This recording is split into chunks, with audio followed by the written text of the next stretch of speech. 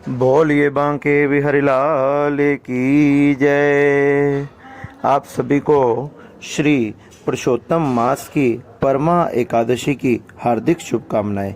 एक समय श्री युधिष्ठिर जी महाराज भगवान श्री कृष्ण के पास जाकर पूछने लगे कि हे भगवान कृष्ण, हे जनार्दन, पुरुषोत्तम मास में अधिक मास में आने वाली कृष्ण पक्ष की एकादशी का क्या कथा है, उसकी क्या विधि है, उसका क्या नाम है, आप कृपया कर कर बताएं।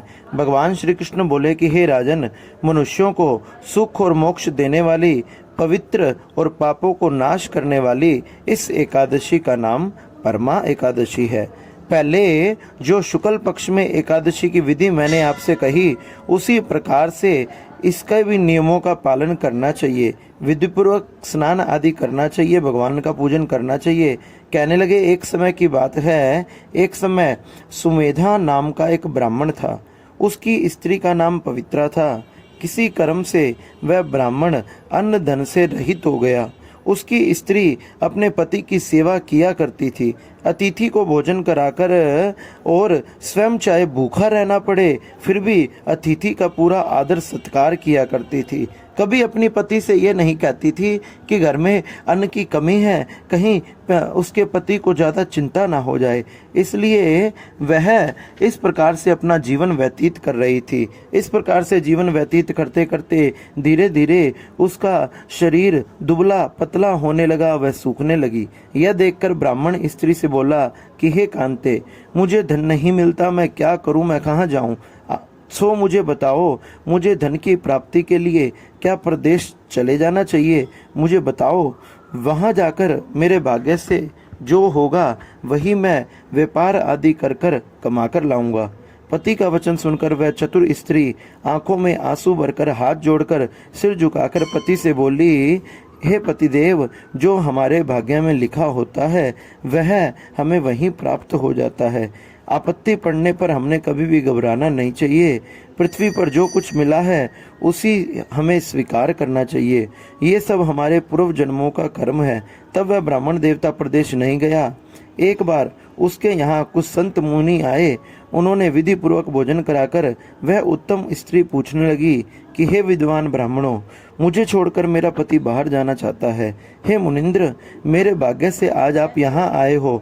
आपकी कृपा से मेरी दरिद्रता नष्ट हो जाए, मेरे सारे दुख दूर हो जाए। आप मुझे कृपा कर कर बताएं। कहने लगे, हे कृपा सिंधु, मेरे दरिद्रता दूर होने का कोई व्रत तप आदि जो भी आप जानते हैं वह कृपया कर कर बताएं। मुनीश्वर ने उस सुशीला का वचन सुना तो उससे बोले कि पुरुषोत्तम मास में अधिक मास में कृष्ण पक्ष की एकादशी भक्ति तथा मुक्ति और पुण्यों को देने वाली है। उस उत्तम एकादशी का नाम परमा एकादशी है। उसका व्रत करने से मनुष्य धनदान से युक्त हो जाता है।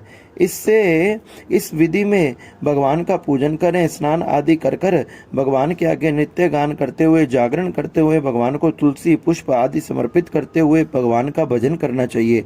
इस सुंदर व्रत को पहले कुबेर ने किया था, तभी भगवान शिव ने प्रसन्न होकर उसे धन का अध्यक्ष कोषाध्यक्ष बनाया था। राजा हरिश्चंद्र ने भी इस व्रत को किया।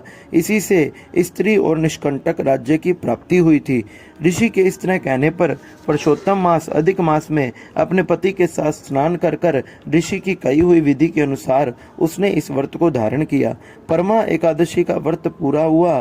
पति सहित उस स्त्री ने क्या देखा कि राजमहल से एक राजकुमार उनके घर की तरफ आ रहे हैं तथा सुंदर सुंदर वस्तुएं, बहुत धन दान आदि उनके लिए ला रहे हैं। उस राजकुमार ने स्वयं उन स्त्री पुरुष के लिए एक सुंदर सा महल बनवा दिया और सुमेधा ब्राह्मण को 1 ग्राम सौंप दिया, जिससे उनकी जीविका चलने लगी। अब तो उनके धनदान आदि की पूरी कृपा हो गई।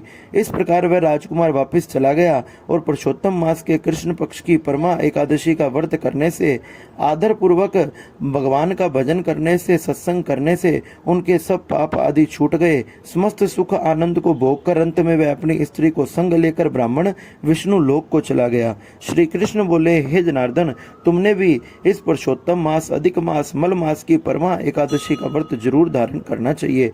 राजन, इससे उत्तम कोई व्रत नहीं है। इस व्रत को सुनकर स्त्री समेत राजा युधिष्ठिर ने इस व्रत को धारण किया और वह भी स्वर्ग और पृथ्वी के जो दुर्लभ सुख थे उन्हें प्राप्त कर लिया। उनको भोग कर प्रसन्नता से बैकुंठ में चला गया। जो मनुष्य विधि पूर्वक पुरुषोत्तम मास में स्नान करते हैं, एकादशी में ये भजन करते हैं, भगवान का पूजन करते हैं, वह स्वर्ग में इंद्र के समान सुख को भोगते हैं और तीनों लोकों में वंदित हो जाते हैं, भगवान विष्णु के प्रिय हो जाते हैं और अंत में भगवान विष्णु के बैकुंठ में जाकर वास करते हैं। इसलिए हे युधिष्ठिर जी महाराज, ये एकादशी परम पवित्र तथा भक्ति मुक्ति को देने वाली है। बोलिए नारायण भगवान की